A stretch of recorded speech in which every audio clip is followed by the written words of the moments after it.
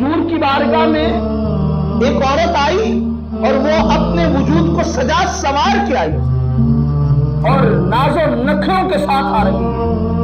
मेरे हुजूर फरमाते हैं रुख दूसरी तरफ फेर के, तुमसे कबल कौम बनी इसराइल पे अल्लाह की लानत बरसी और अल्लाह ने उन्हें अजाब में मुब्तला किया।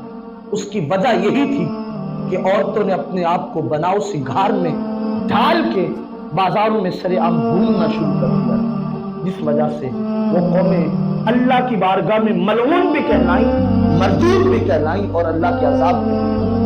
हुजूर की बारगाह में वो नाबीना सहाबी हाजिर होते हैं तो आपके अज़वाज से हुजूर फरमाते हैं पर्दे में हो जाओ। वो अर्ज करती है या रसूल अल्लाह वो तो नाबीना है। हुजूर फरमाते हैं वो नाबीना है, तुम तो नाबीना है।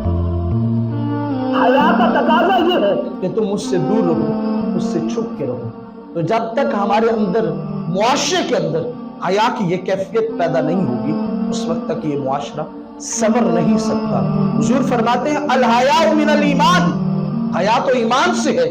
एक शख्स किसी को कह रहा था भाई हया कर, हुजूर ने फरमाया छोड़ दे इसे,